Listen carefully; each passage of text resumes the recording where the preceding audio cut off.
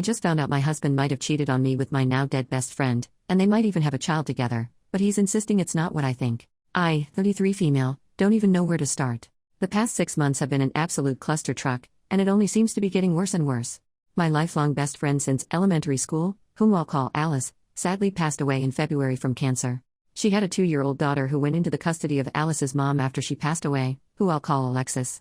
Well, last month Alexis showed up on our doorstep unannounced, telling my husband, 36 male, he needs to take responsibility for his child and either take custody or start finally paying child support. She says that Alice had told her when her daughter was born who the father was, but didn't want anything to do with him.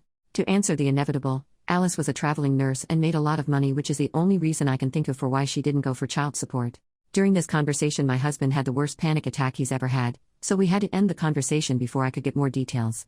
My husband's story is, I don't even know. He said that Alice's daughter is probably his, but that it isn't what I think. Almost 3 years ago we threw a large housewarming party as we just moved into our dream home, after I finally finished residency and was set to make real money for once. Alice was in town and set to be at the party, but I was called into work before she got there. I didn't get back till after 3 a.m., party was winding down, my husband was passed out upstairs, and Alice had already left the party, which at the time I did find strange as we hadn't seen each other in months. My husband claims he woke up in the middle of the night to Alice on top of him, but he passed out again before he could say anything. He claims he never told me because he was worried I wouldn't believe him, which I don't know if I do. He showed me some texts he sent his best friend the next day asking for his advice about him thinking someone SA'd him, but if he cheated he could have had that conversation as evidence, especially since he never said Alice specifically. Ever since the party he has been very distant with Alice, and after she had her daughter he would even find excuses not to be around the house when she would visit at all.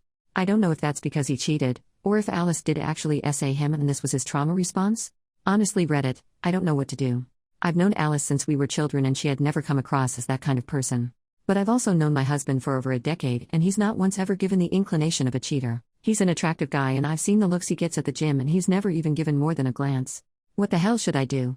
How do I figure out what the truth is here when Alice isn't even around to defend herself? She never even implied she liked my husband, let alone want to sleep with him.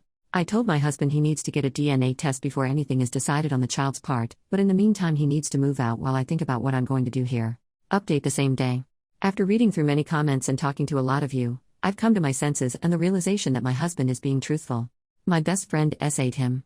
Several people pointed out that with Alice not liking my husband, if it was an affair, she would have told me when she was dying, if only to separate us.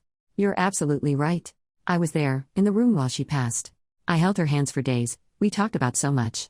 If it was just an affair, she would have told me. But if she SA'd my husband, she wouldn't have said a word. That's the type of thing horrible people take to the grave.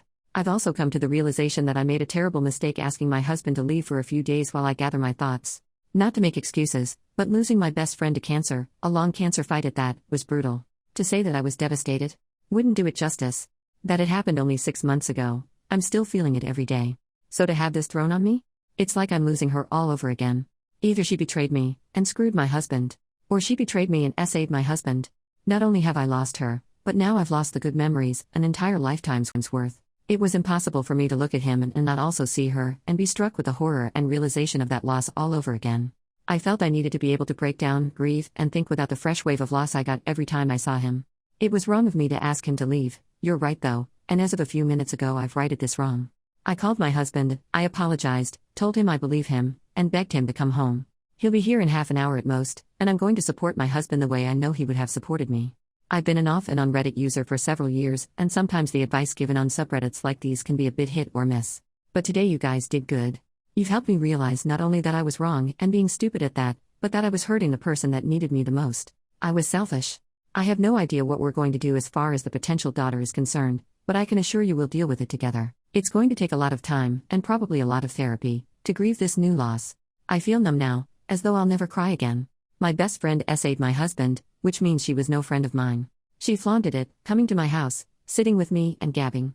She brought her child here, trying to rub it in his face, right in front of me. She tortured the man I loved, and I was an unknowing party to it. I feel sick to my stomach over how many times she came over, just to hold it over him. I'm honestly at a loss on how to make that up to him. If you all have any ideas, please feel free to give them to me. I think I'll need all the help I can get. Tomorrow I'm going to take a leave of absence from work, just until we can figure out our next steps, and we can get our heads on straight. Thank you everyone.